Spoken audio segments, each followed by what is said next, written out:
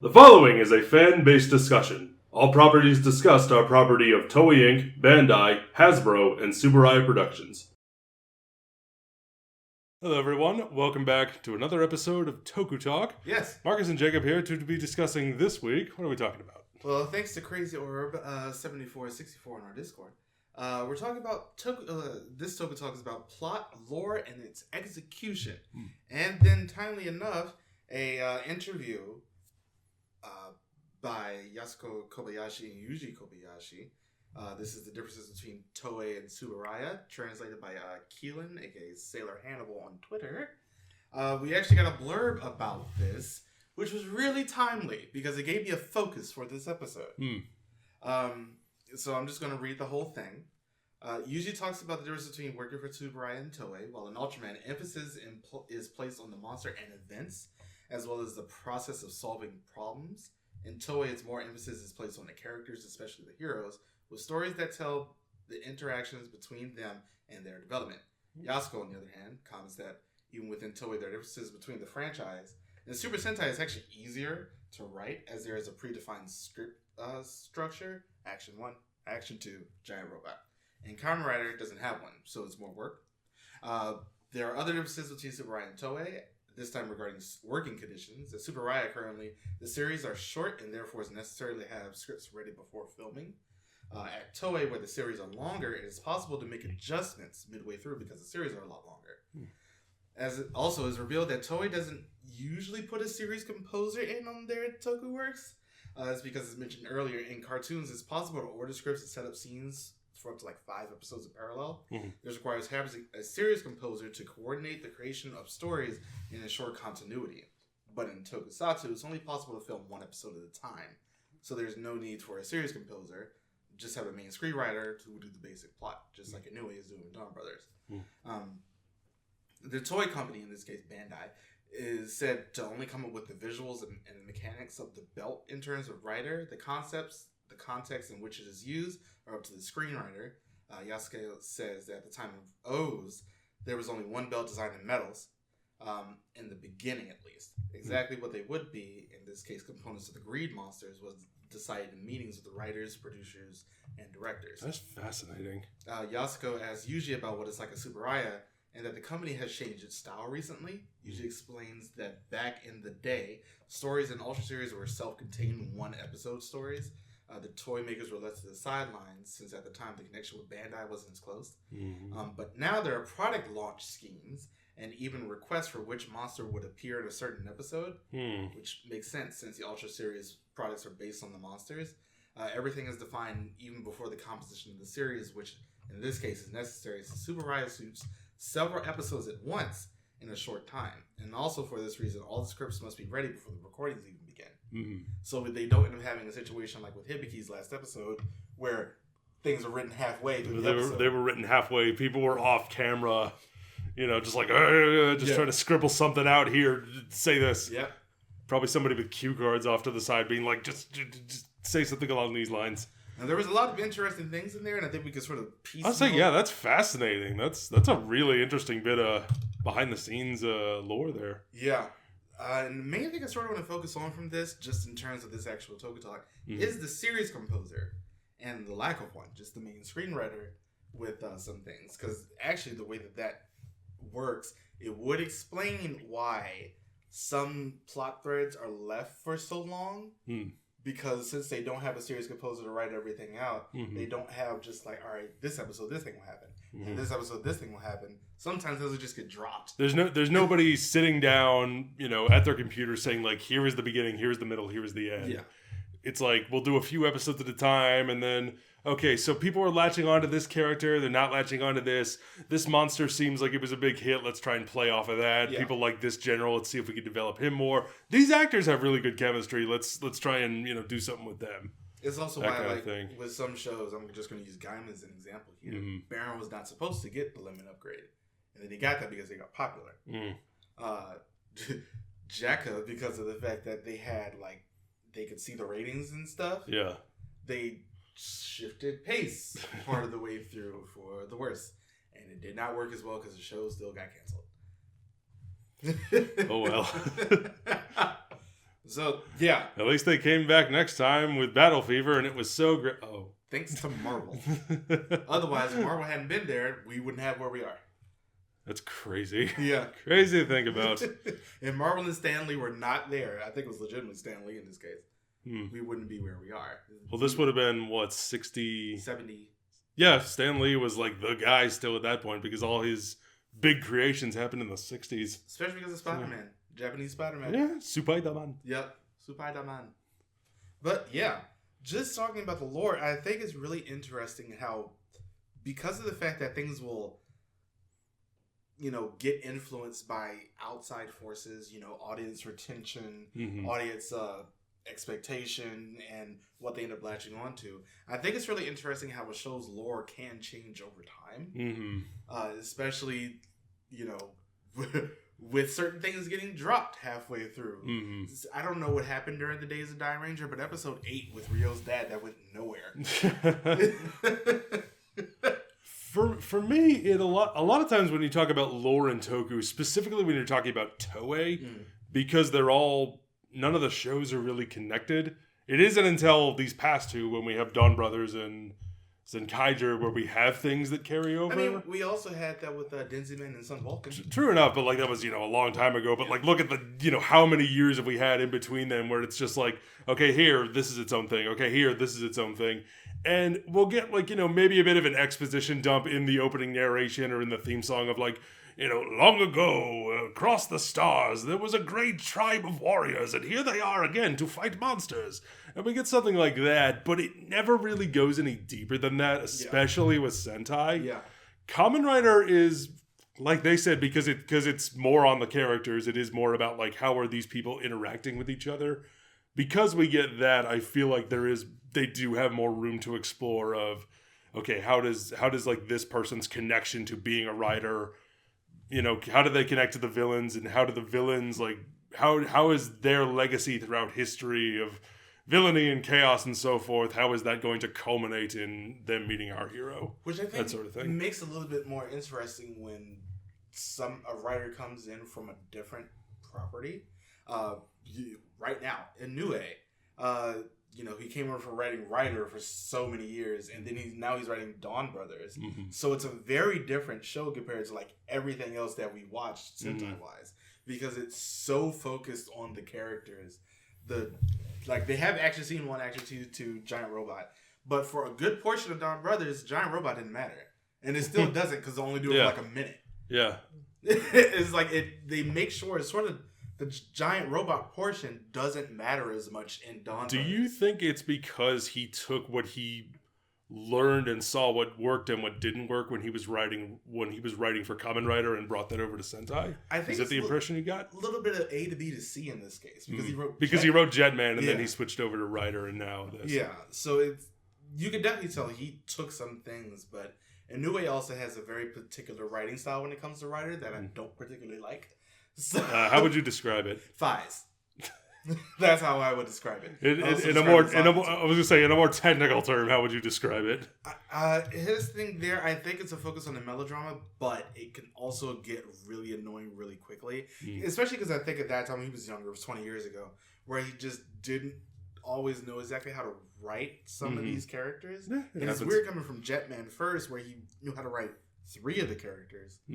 And then the other 2 sort of got left behind. In this case, he's sort of switching back and forth. Although you could say probably the one who got the least in this show is Sarahara.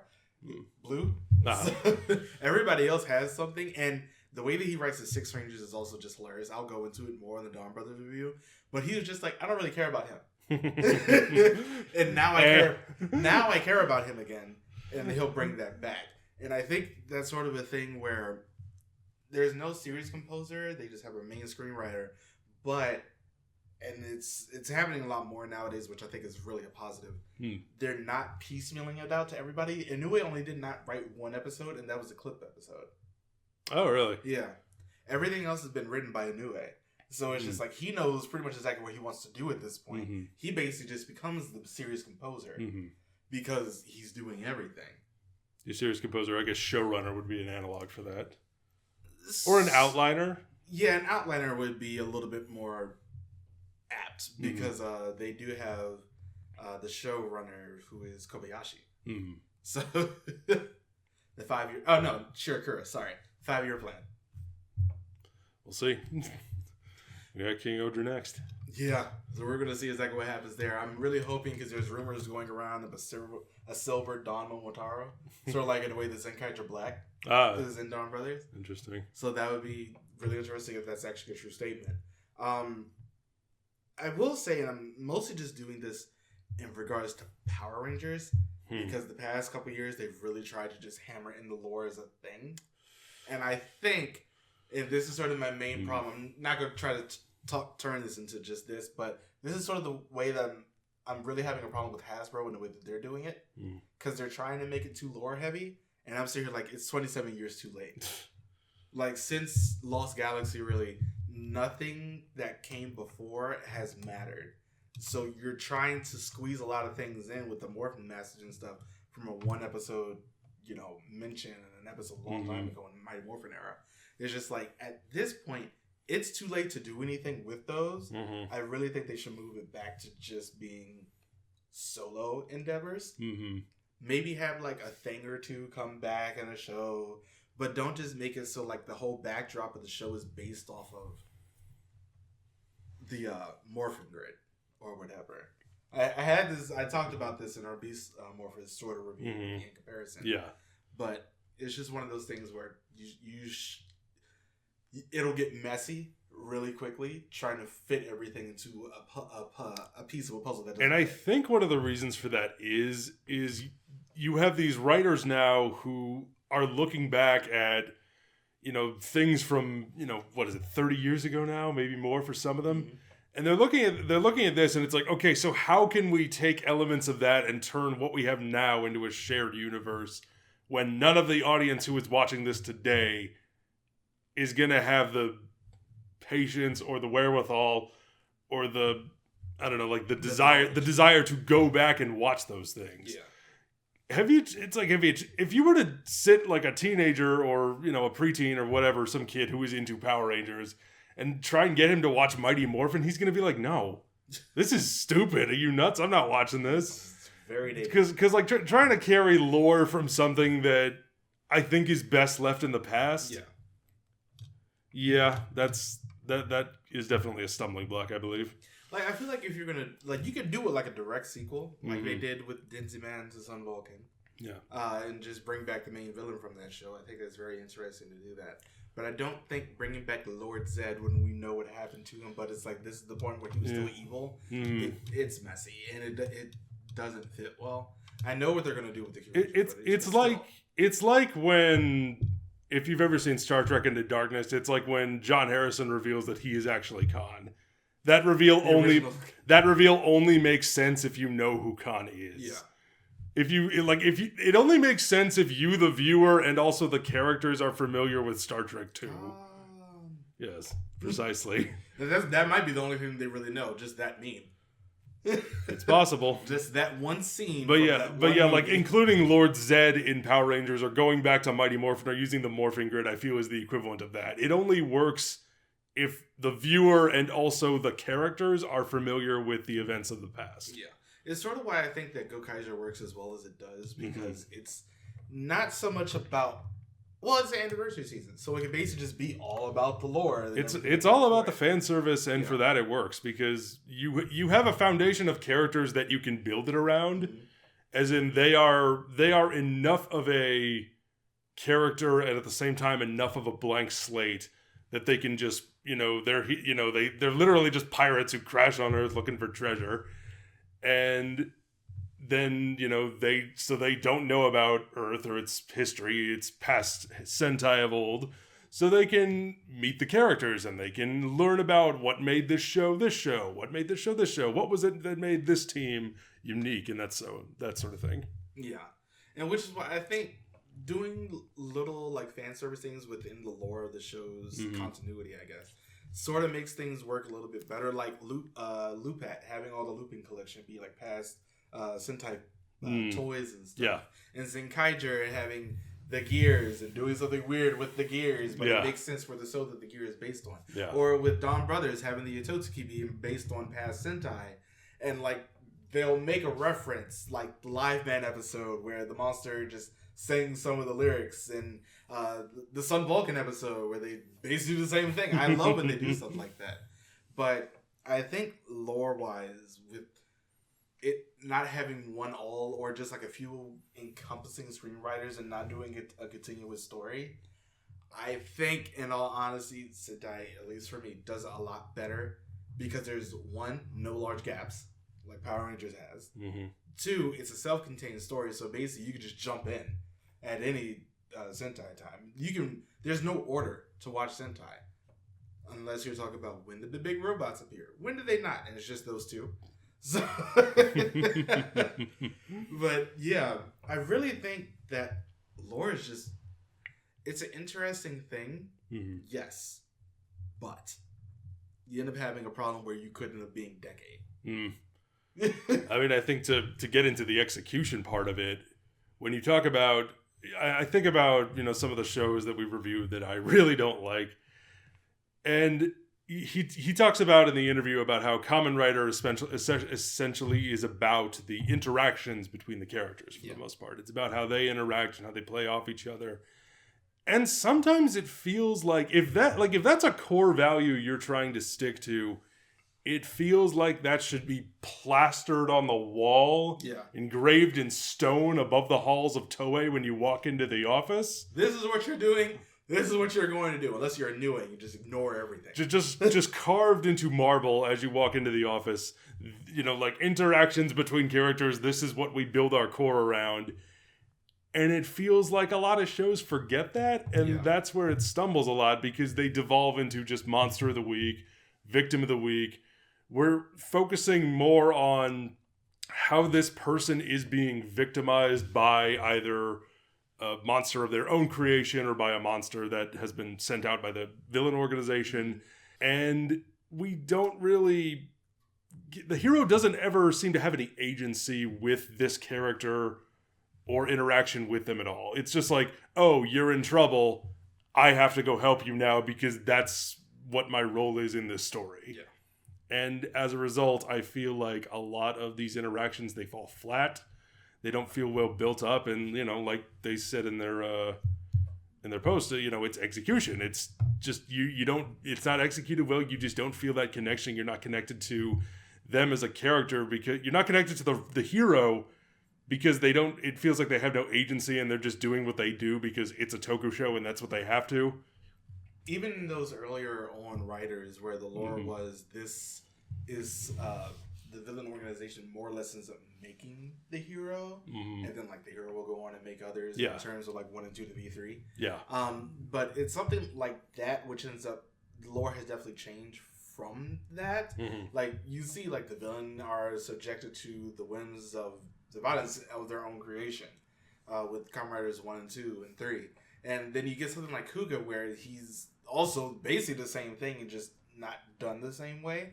And also with Agito. But they have definitely strayed away from that the further along that the series have gone.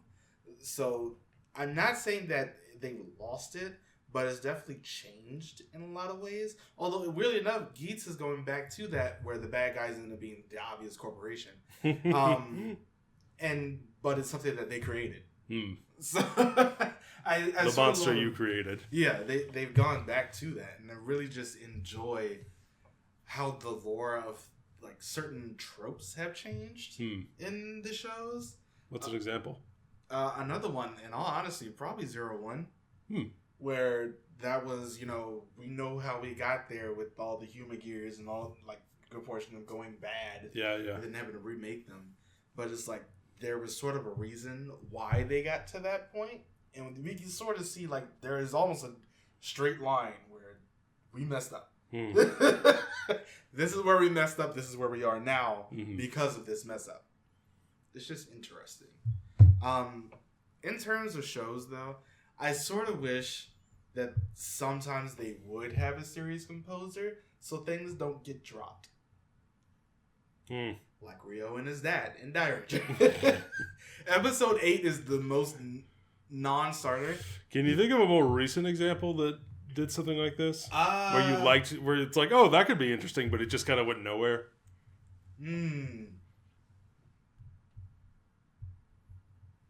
I'm really blanking because that's always the one that ends up sticking out the most in my mind. Fair enough. Oh, really? A lot of the things in Saber, a lot of the things in Revice. Yeah. These last 2 years for Rider up until Geats have not been great. Yeah. At least Black Sun was good. At least Black Sun was good. Black Sun was very good. And Geats has also been good. But we're also still in the early days of Geats. I'm a little bit gun shy. We shall see. Yeah, well, hopefully they actually end up bringing some things together, especially apparently like Dark Kawa from the Revice Geats movie. Mm. I really hope they actually bring that up in show. Because it was an interesting thing from what I've read. But yeah. Okay. Let us know what you think about this in the comments below. I'll put a link to the translated interview in the description, so you can go ahead and read it for yourself. Mm-hmm. Don't forget to join us for all the things, and we will see you next time. Bye, everybody. Thank you for watching.